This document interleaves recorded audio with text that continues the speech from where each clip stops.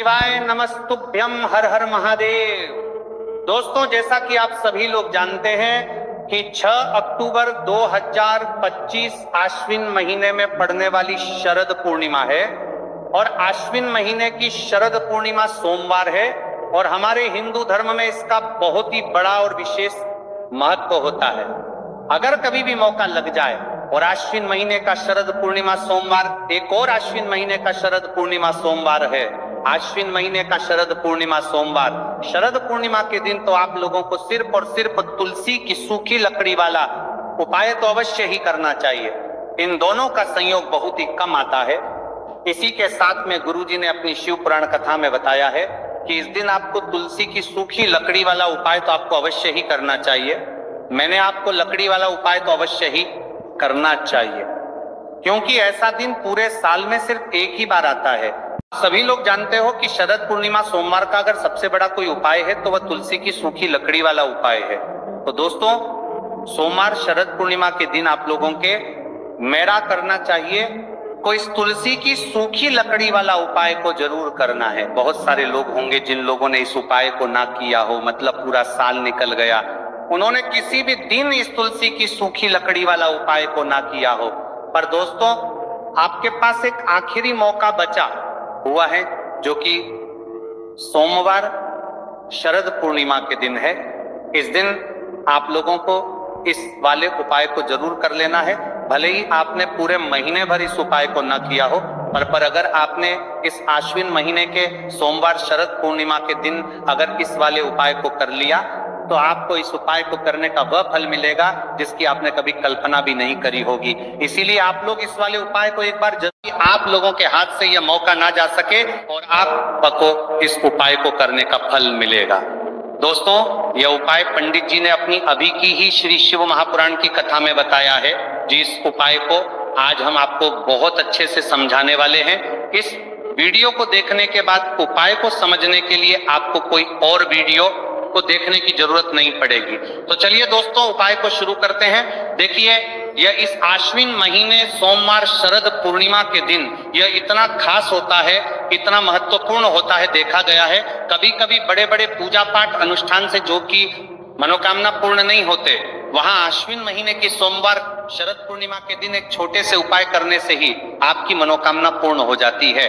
और बहुत सारे लोगों ने इस उपाय को किया भी है और उनको इस उपाय को करने का फल भी जरूर मिला है। अगर आप लोग भी ऊंची जाए निप्रामने पर 4 की परमा इस उपाय को करना चाहते हैं, करना, आपको इस उपाय का फल जरूर मिलेगा। और इस उपाय को कर लेने से आपके घर में चाहे किसी भी प्रकार की दुख और समस्या क्यों ना चल रही हो, आपको उसका कारण भी नहीं पता है कि भाई ये समस्या किस कारण से चल रही है, उसका कुछ भी कारण हो सकता है। जैसे पितृदोष हो सकता है या किसी भी तरह का मंगल दोष भी हो सकता है। तो इस दिन आप लोगों को ये वाला उपाय कर लेना है। ये एक ऐसा उपाय है जिस उपाय को अगर किसी विशेष दिन पर किया जाए तो भाई उस विशेष दिन का जो है वो तो हमें मिलता ही मिलता है। पर हमने उस दिन पर इस उपाय को किया है तो हमें उससे भी बड़ा फल मिलता है और फल बहुत जल्दी मिलता है, क्योंकि आप इस उपाय को बहुत ही बड़े और विशेष दिन पर कर रहे हो। तो चलिए अब उपाय के बारे में बात करते हैं, लेकिन उससे पहले आप लोगों को यह जानना आवश्यक है कि आखिर यह उपाय किस समय करना है, किसको करना है और कैसे करना है। तो चलिए हम ये बता देते हैं। लेकिन उससे पहले अगर आप लोग हमारे चैनल पर पहली बार आए हैं या फिर मेरी आवाज आज पहली बार सुन रहे हैं तो हमारे चैनल को सब्सक्राइब जरूर कर लेना और इस वीडियो को लाइक करके कमेंट बॉक्स में श्री शिवाय नमस्तुभय ओम नमः शिवाय जरूर टाइप कर देना। तो दोस्तों, इस तुलसी की सूखी लकड़ी वाला उपाय को हमें सोमवार शरद पूर्णिमा के दिन कैसे करना है, किसको करना है, किस समय करना है और कहां पर करना है, ये सारे सवालों के जवाब आपको इस वीडियो में मिल जाएंगे। और जो ये वीडियो देखेगा भाई, उसको तुलसी की सूखी लकड़ी वाला उपाय जरूर करना चाहिए, क्योंकि इस दिन काला तिल का भी बहुत ही बड़ा और विशेष महत्व होता है। और जब बात आ जाए तुलसी की सूखी लकड़ी वाला उपाय की, तो ये सोने पर सुहागा वाली बात हो जाती है और ये एक बहुत ही बड़ा उपाय होता है। अब दोस्तों, इस तुलसी की सूखी लकड़ी उपाय को आखिर करना किसको है, सबसे पहले हम लोग वो बात जान लेते हैं। बड़ी माताएं बहनें होती हैं, उन माताओं बहनों में से कोई भी एक बड़ी माता बहन इस वाले उपाय को कर सकती है। और दोस्तों, अगर आप चाहे तो अपने घर में से सभी सदस्यों को भी इस उपाय को करवा सकते हैं। अगर किसी व्यक्ति की खुद की कोई मनोकामना है, खुद की कोई दुख और परेशानी है जो कि वह अपने लिए ही करना चाहता है, इस वाले उपाय को तो वह खुद अपने लिए भी कर सकता है। बाकी अगर कोई घर में से ऐसा है जो कि अपने पूरे घर परिवार की सुख और शांति के लिए ये वाला उपाय करना चाहता है, तो भाई वो भी कर सकता है, हो सकता है, उसमें भी कोई दिक्कत वाली बात नहीं है। कहने का मतलब ये है कि इस उपाय को हर एक सदस्य भी कर सकता है और पूरे घर परिवार के सदस्य के लिए घर की बड़ी माताओं बहनों में से कोई एक माता बहन भी कर सकती है। माताएं बहनें अगर घर में उपस्थित ना हो या वह ये वाला उपाय ना कर पा रही हो, तो फिर घर का कोई की सूखी लकड़ी वाला उपाय को कर सकता है, चाहे फिर वह पुरुष ही क्यों ना हो, उसमें कोई भी दिक्कत वाली बात नहीं है। उसके बाद में दोस्तों जो अगला प्रश्न निकल कर आता है वह ये आता है इस उपाय को लेकर कि आखिर इस उपाय को हमें किस समय करना है, सुबह के समय करना है कि शाम के समय करना है। तो देखो, इस वाले उपाय को आप लोग सुबह के समय भी कर सकते हो और शाम के समय प्रदोष काल में भी कर सकते हो।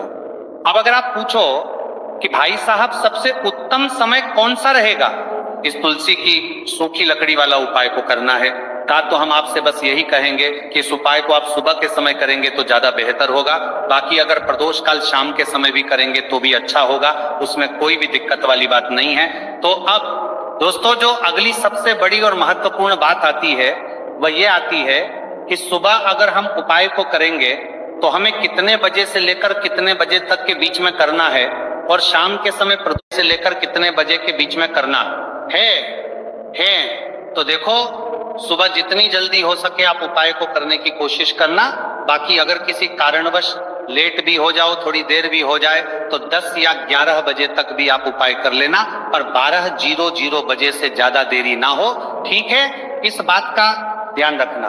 उसके बाद में दोस्तों अगर शाम के समय प्रदोष काल की बात करें, प्रदोष काल का जो समय है होता है वह शाम के 6:00 बजे से शुरू हो जाता है। मतलब शाम के 6, प्रदोष काल की बात करें 6:00 बजे से शुरू हो जाता है। मतलब शाम के से लेकर 7 के बीच का जो समय होता है यह समय प्रदोष काल का समय होता है। तो आप इस उपाय को 7 या 8:00 बजे के बीच में भी कर सकते हो। मतलब शाम के 6 बजे से रात 8:00 बजे के बीच में आप कभी भी इस वाले उपाय को कर सकते हो, उसमें कोई भी दिक्कत वाली बात नहीं है।